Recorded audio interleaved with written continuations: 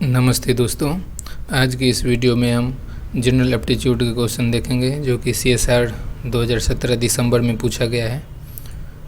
ये total 20 question रहते हैं जिसमें से 15 करने होते हैं। हर क्वेश्चन 2 नंबर का होता है और ये बहुत इम्पोर्टेंट पार्ट प्ले करता है आपके इस एग्ज़ाम को क्रैक करने में। यदि आप 15 में से 15 ठीक कर देते हैं तो आपको 30 नंबर मिलता है और आपको JRF से कोई नहीं रोक सकता फिर। तो ये बहुत अच्छा और बहुत आसान भी है। यदि कोई जितना मेहनत आप बायोलॉजी में देते हैं उसका यदि 1% भी टाइम निकाल के इस पे दें तो आप अच्छा स्कोर कर सकते हैं।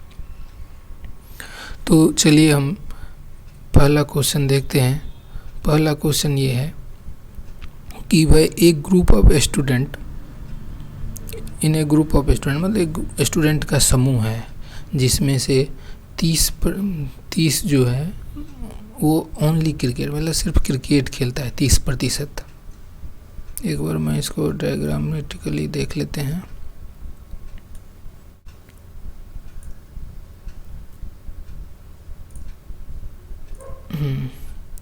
ये आपका 30% बच्चे वाला ये क्रिकेट का समूह है, ठीक है।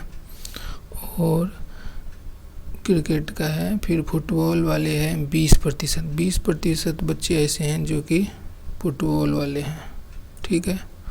और 10% वाले जो हैं वो बास्केटबॉल वाले हैं, ठीक है। तो इस पे ठीक नहीं बना, ठीक है।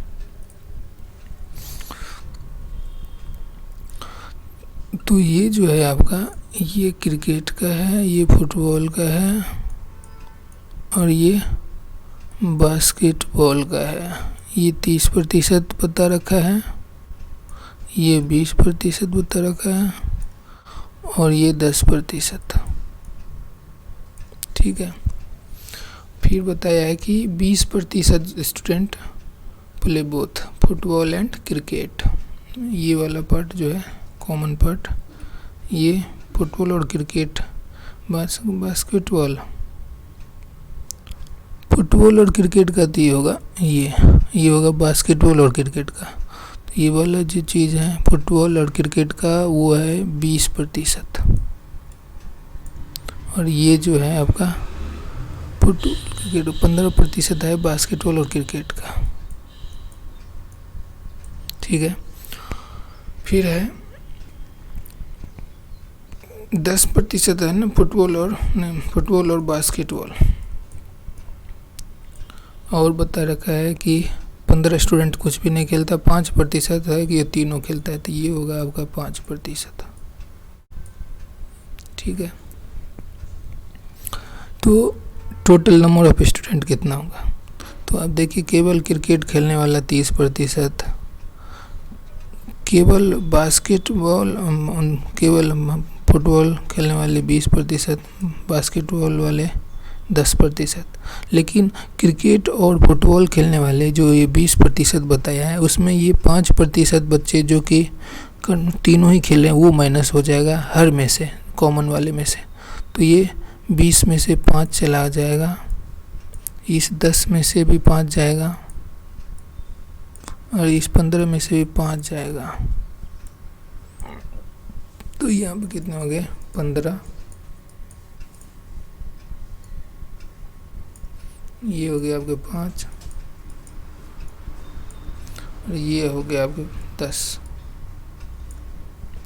तो टोटल कितना प्रतिशत हो गया?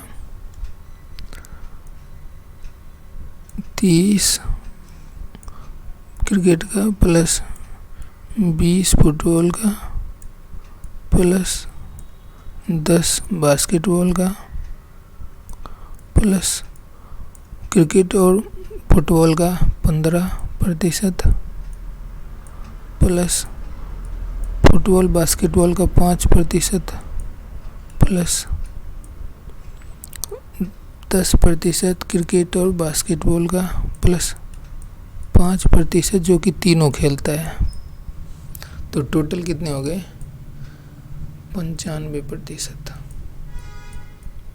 तो भाई 95% जो है खेल रहा है और 15 स्टूडेंट नहीं खेल रहे हैं, तो 95% तो 5% हो गया।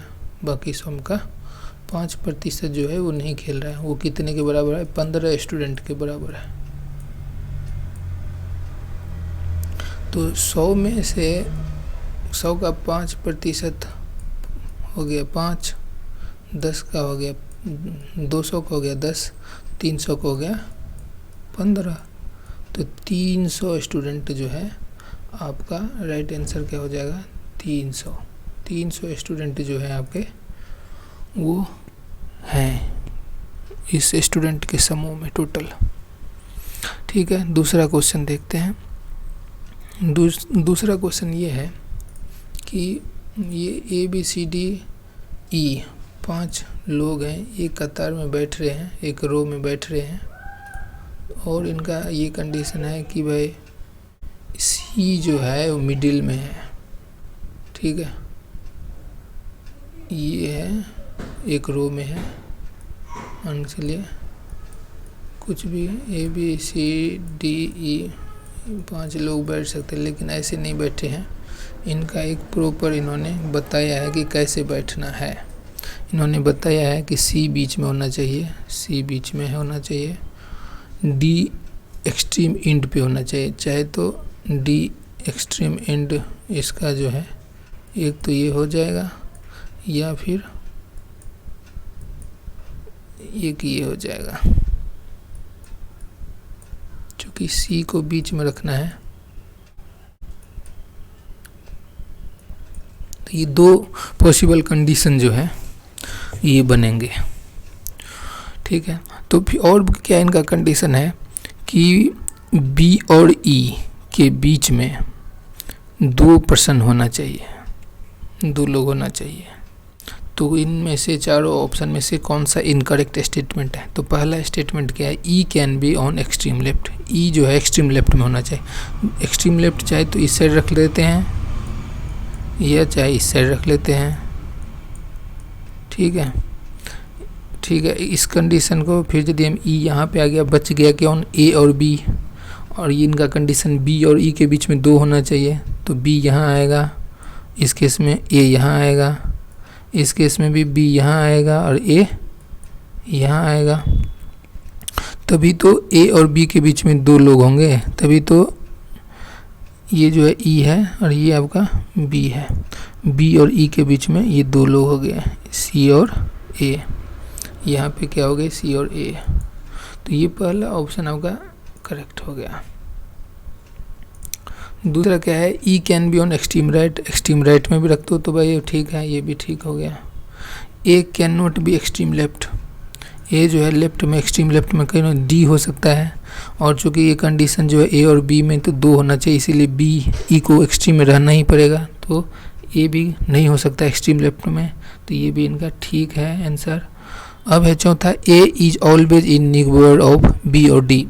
B और D के पास में A को रहना चाहिए, इनका स्टेटमेंट है।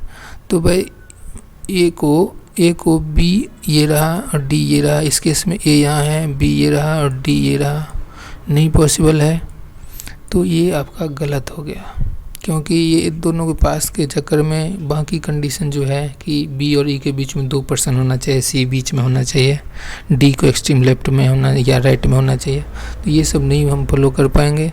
इसीलिए आपका ऑप्शन जो है चौथा जो है आंसर आएगा इनकरेक्ट है।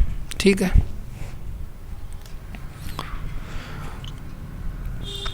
तीसरा क्वेश्चन देखते हैं। तीसरा क्वेश्चन है कि एक स्फीयर है जिसका रेडियस B है, मिड एयर उसका फिक्स है, और several sphere identical to first one, और बहुत सारे हैं स्फीयर जो कि पहले जैसे ही हैं, are shot at is with their velocity parallel to each others. ठीक है, सबका वेलोसिटी पैरेलल है ईच अदर के। If the shot sphere fall with in an imaginary cylinder of radius A, एक सिलेंडर है जिसका रेडियस जो है स्फीयर से थोड़ा बड़ा है और A से डिनोट किया गया, तो बोल रहा है कि to fraction of sphere that will be hit G sphere है, कितने फ्रैक्शन स्फीयर जो है वो हीट करेंगे, स्फीयर को हीट करेंगे जी को। तो इसके लिए आपको ये हमें आना चाहिए कि स्फीयर का एरिया क्या होता है।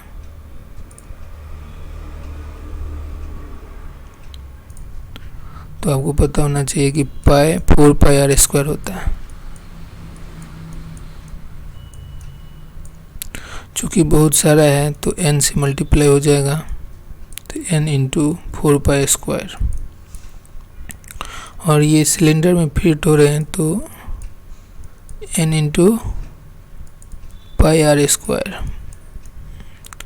चूँकि यहाँ पे आर बी है तो यहाँ पे बी आ जाएगा, और यहाँ पे रेडियस जो है सिलेंडर का ए है तो ए आ जाएगा।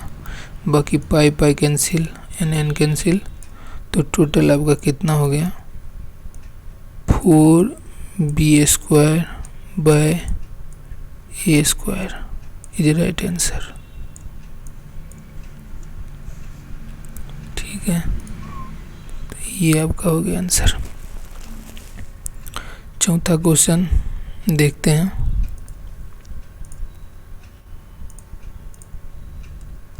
चौथा क्वेश्चन बोला है कि डिस्टेंस बता रहा है नेहरू नगर से और गांधीनगर की 27 किलोमीटर। ये नेहरू नगर है और ये शांति नगर गांधीनगर है। इन दोनों के बीच की दूरी इन्होंने 27 किलोमीटर।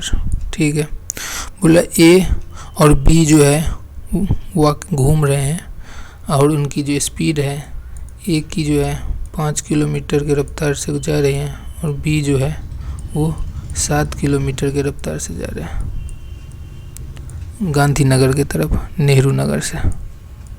ठीक है, बी रीच गांधीनगर, बी जो है गांधीनगर पे पहुंच गया और बी जो है गया गांधीनगर पे और फिर वापस आया और वो ए से मिला कहाँ पे, इंदिरा नगर मान के चलिए यहाँ मिला। वापस आके ये गया वापस इंदिरा, मतलब ये एक टाइम था जहाँ के दोनों ही मिला यहाँ पे। तो टाइम जितना टाइम लिया ए उतना ही टाइम लिया बी यहाँ पे पहुँचने में, इस पॉइंट पे पहुँचने में। ठीक है, तो आपको पता ही है कि ये दूरी जो है वो 27 किलोमीटर है। तो इस दूरी को इंदिरा नगर और गांधीनगर की हम x मान लेते हैं। तो ये आपका हो जाएगा 27 माइनस एक्स। नेहरू नगर से इंदिरा नगर की दूरी ही पूछ रखी है। ठीक है, स्ट्रेट लाइन में सिटी है तो ये हमें निकालना है। तो आपको पता है ये टी ए बराबर टी बी हो गया। तो टाइम क्या होता है, डिस्टेंस बाय स्पीड होता है। तो डिस्टेंस कितना तय किया टी ए ने, 27 minus x divide by speed इनकी 5 है। इन्होंने कितनी स्पीड डिस्टेंस ट्रेवल किया, 27 प्लस एक्स। ठीक है, 27 प्लस एक्स डिवाइड बाय 7। ये और ये इक्वल हो गए। एक्स का वैल्यू निकाल लेंगे और जो एक्स का वैल्यू आएगा उसको 27 में से माइनस कर लेंगे। तो आपका ये नेहरू नगर से इंदिरा नगर के डिस्टेंस मिल जाएंगे और आपका आंसर जो है वो 22.5 आएगा। ठीक है, अब ये है 5वां question. A leaf appear green in daylight. पत्तियाँ जो है आपको हरा दिखती है दिन में सूरज की रोशनी में, जबकि उस पर बोल रहा है कि हम यदि रेड लाइट पे देख के फिर ऑब्जर्व करेंगे तो हमें कलर कैसे अपीयर होगा। तो आपका इसका आंसर काला होगा। काला क्यों होगा, क्योंकि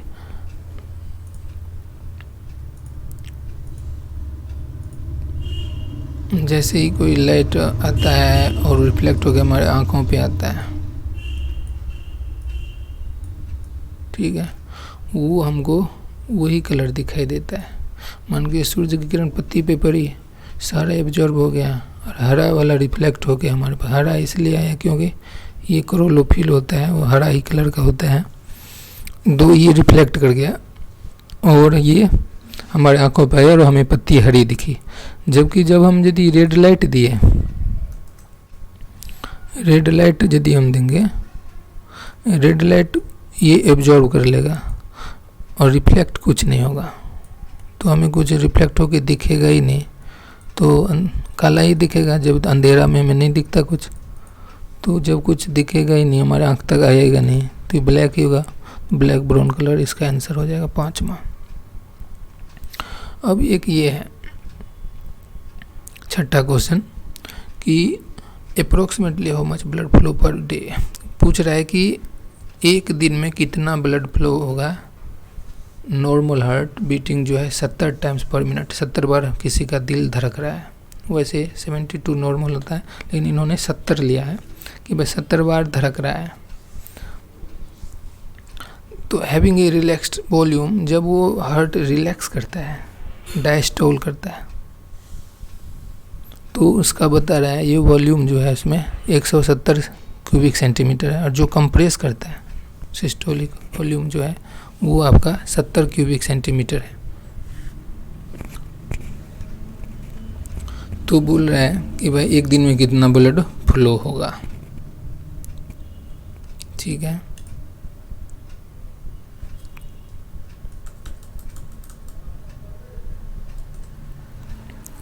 ये आपका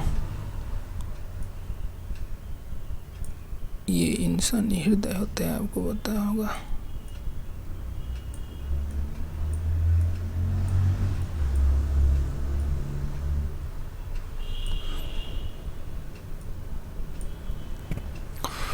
और बता रहे हैं कि 70 बार धड़क रहा है, 70 बार धड़क रहा है।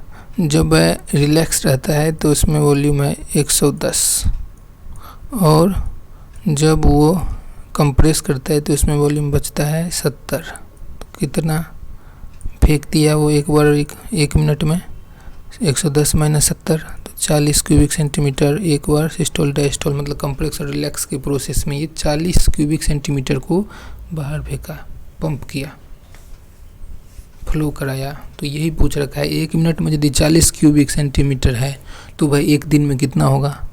तो 70 बार धड़क रहा है, ठीक है, एक मिनट में। तो इसको फिर हम वॉल्यूम आपका कितना हो गया 40,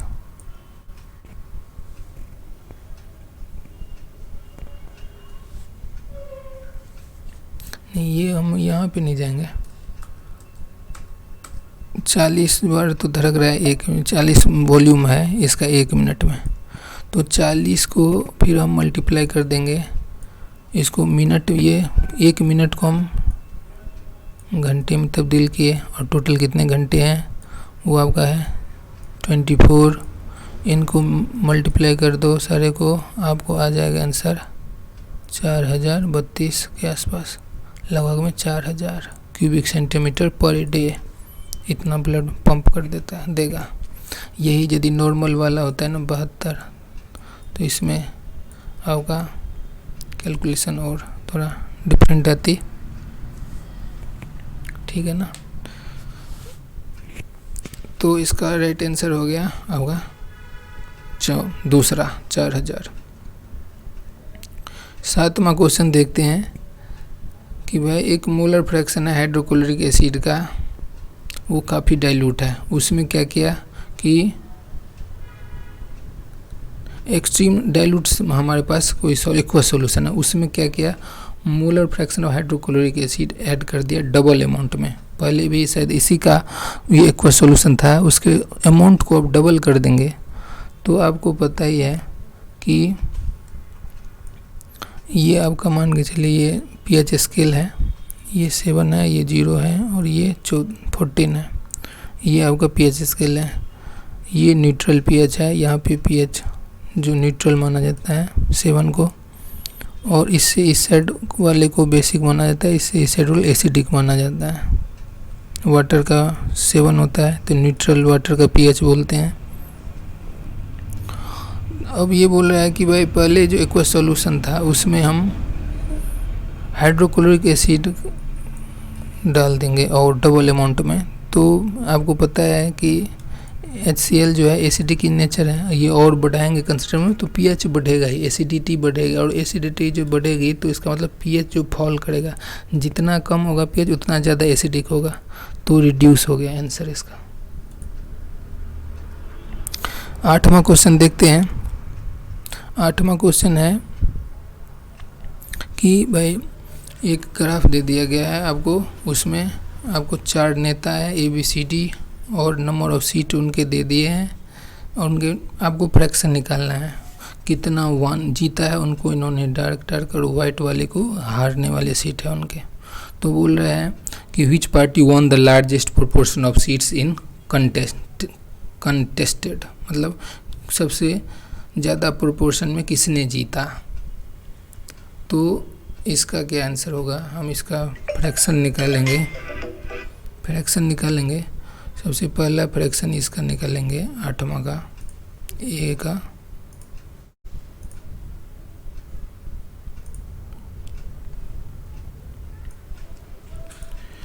ये देखिए आप ए वाले को पहले देखते हैं।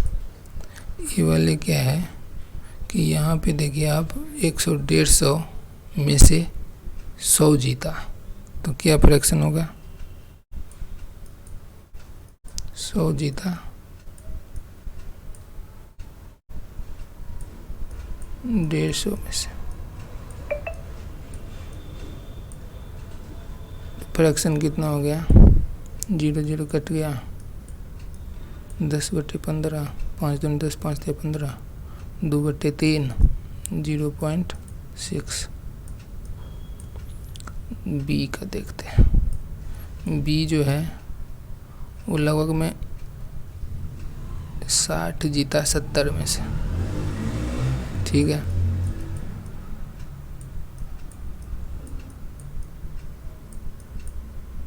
छः बटे 7 तो 0.8। सी वाले को देखते हैं, इन्होंने 100 में से 70 के करीब जीता, 70-72 के आसपास, तो 70 मान के चलिए 100 में से 0 कैंसिल, 60/10 तो 0.7 के आसपास, ठीक है। और डी वाला जो है वो आपके 40 में से 20 जीता, लगभग 20/40, 1/2, 0.5। तो आप देख सकते हैं कि बी वाले का सबसे ज़्यादा फ्रैक्शन है 0.8, तो बी ऑप्शन जो है इसका राइट हो जाएगा। अब यह है find the missing number. Missing number इसमें से कौन सा है, ये वाले का फाइंड आउट करना है। तो हम कोई भी चीज़ को फाइंड आउट करते हैं तो पहले का पैटर्न को हम देखते हैं कि क्या हो सकता है। कभी कभी तो लोग ये दो को जोड़ के देखते हैं कि 17 आ रहा है कि नहीं, पर नहीं आ रहा है। फिर स्क्वायर रूट करके देखें, यदि 15 और 8 को स्क्वायर रूट करिएगा तो ये 17 आ जाएगा। इसी प्रकार 12 और 5 का स्क्वायर रूट करोगे तो 13 आ जाएगा। 24 और 7 का स्क्वायर रूट कर 25 आ जाएगा। 40 और इसको x मान लीजिए, स्क्वायर रूट करिए इक्वल टू 41 लिखिए और x कैलकुलेट करिए तो 9 आ जाएगा। तो मिसिंग नंबर आपका 9 होगा आंसर। 10वां क्वेश्चन क्या है, when Ramesh was at the age 8। Ramesh क्या है, वो 8 साल की अवस्था में एक पेड़ पे कील ठोक देता है और वो अपना हाइट को मार्क कर लेता है, और उसकी ट्री का ग्रोथ क्या है 2 सेंटीमीटर पर ईयर, 2 सेंटीमीटर पर साल बढ़ता है। तो बोला how much higher would the nail be after 5 year, 5 साल बाद में उसको कहाँ पे पाएगा, क्या कहते हैं वो कील। ऑप्शन है 5 सेंटीमीटर पे, 10 सेंटीमीटर पे ज़्यादा बढ़ के, या 0 सेंटीमीटर ग्रोथ होगा उसका, या 8 सेंटीमीटर हायर होगा। चूँकि इसमें आप देखिए ये पेड़ है,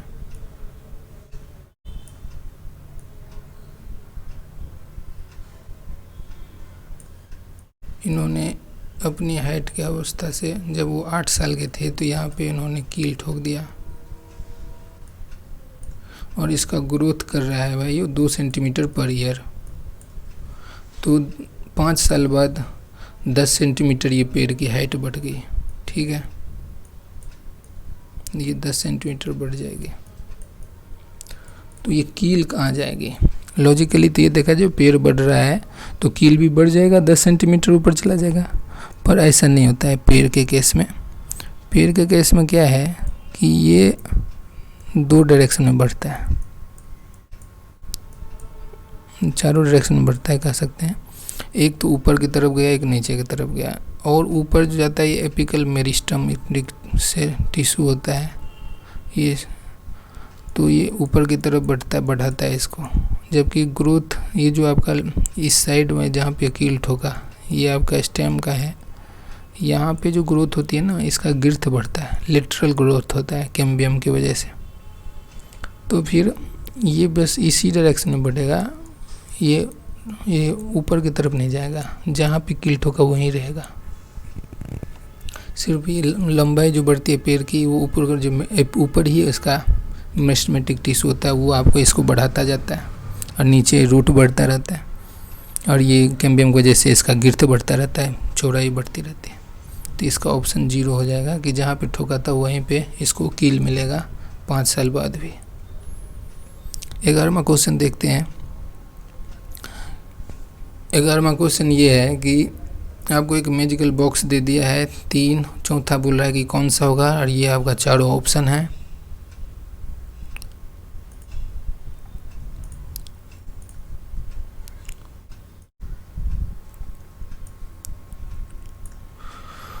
तो हम एक एक करके गौर फरमाएं। यदि ये ऊपर वाला एरो को देखो, ये नीचे की तरफ है, दूसरे केस में ऊपर की तरफ है, ये फिर नीचे की तरफ है, तो इससे ये हम इमेजिन कर सकते हैं कि अगला जो आएगा वो ऊपर की तरफ ही आएगा।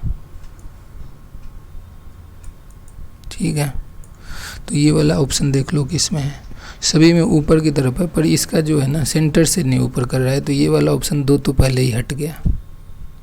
ठीक है,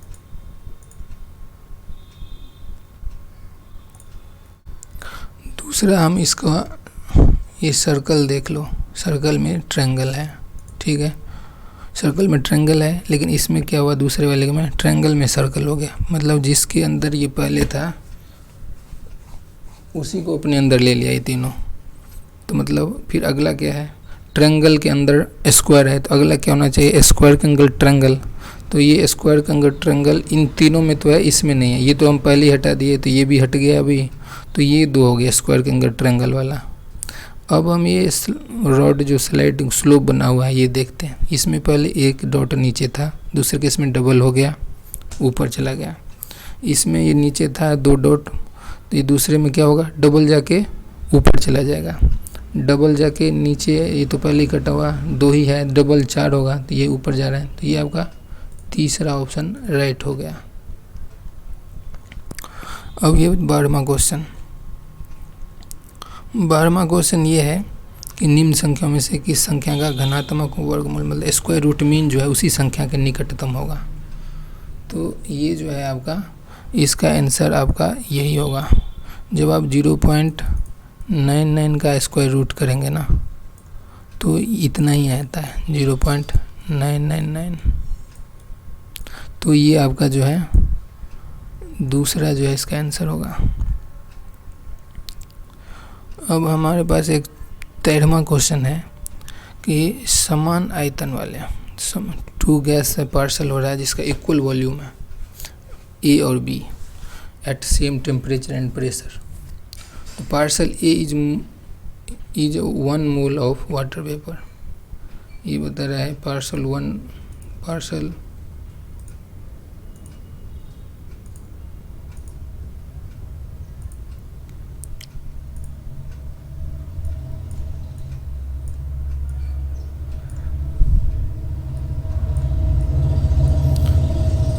2 गैस है ए और बी, इन दोनों का क्या बताया इन्होंने कि एट द सेम टेम्परेचर और प्रेशर पे वॉल्यूम इक्वल है, लेकिन ए क्या है इसका, जो ये क्या है इसका 1 मोल ऑफ वाटर वेपर है, 1 मोल ऑफ वाटर वेपर। और ये बी क्या है, 1 mole of air, dry air. Air में मान के चलिए हम ऑक्सीजन को ही ले लें, ऑक्सीजन भी रहता है, नाइट्रोजन भी रहता है, कार्बन डाइऑक्साइड भी रहता है, कई सारे रहते हैं। तो अब इसमें बोला है कि हेवियर कौन है, और 4 ऑप्शन दे दिए। Parcel A is heavier than parcel B, parcel B is heavier than parcel ए।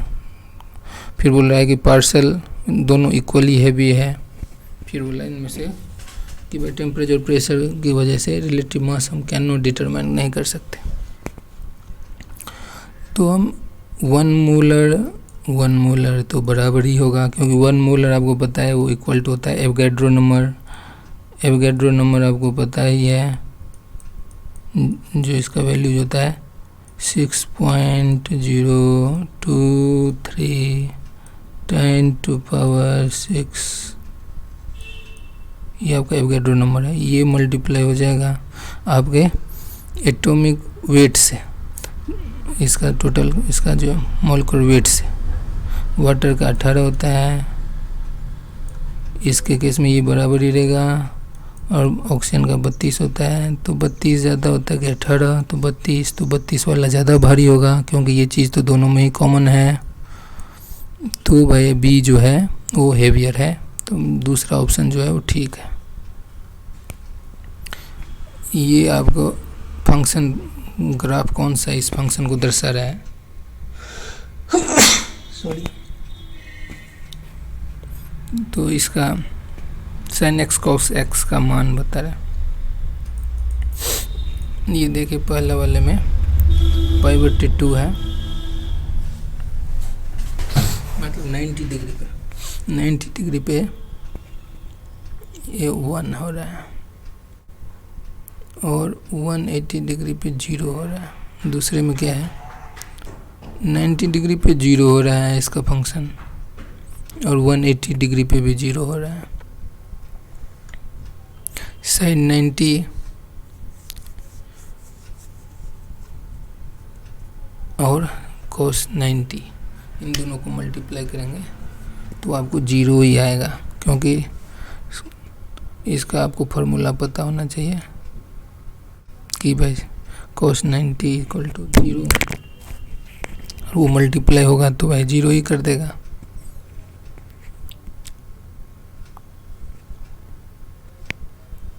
तो ये आपका दूसरा ऑप्शन ठीक है। बाकी आपको भी इसको अपनी स्टाइल से ट्राई कर सकते हैं। 15वां क्वेश्चन,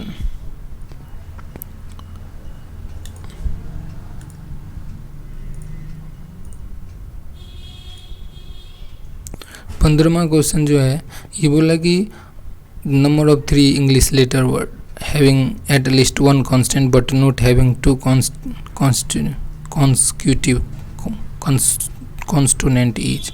अंग्रेजी और माला के जो है ना को प्रयुक्त कर उन 3 अक्षर वाले शब्दों की संख्या बताएं जिसमें प्रत्येक शब्द में कम से कम एक व्यंजन हो लेकिन लगातार 2 व्यंजन ना हो। आपको पता है कि टोटल 21 व्यंजन है, 5 वोवेल है, तो ये 3 अल्फ़ाबेट आपको लेना है। मान के चलिए A B C A E I O you, एक तो हो गया ये वोवेल, ये दोनों जो हो गया आपका कॉन्स्टेंट पर कॉन्स्टिट्यूटिव हो गया ना, एक के बाद दूसरा, ऐसा नहीं चाहिए। तो टोटल 21 जो है इसको अरेंज करके हम कितने बार इस 3 वर्ड के फॉर्मूला में लिख सकते हैं, कितने बार।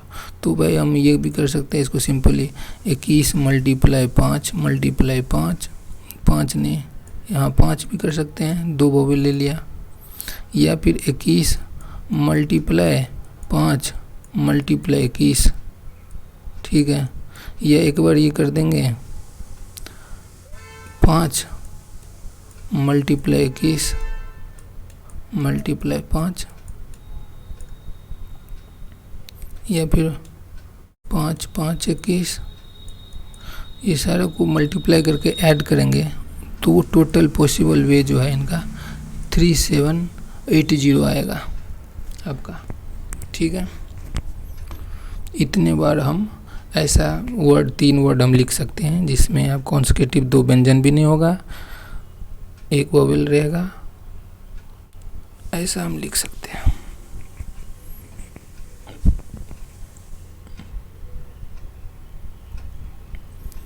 फिर आपका अगला है, वैसे तो 15 ही क्वेश्चन करने होते हैं, हमने 15 कर दिया है और अगला 15 हम दूसरी क्लास में करेंगे। वैसे 15 कर दिए तो 5 ही क्वेश्चन बचा है, 5 क्वेश्चन हम अगले क्लास में करेंगे।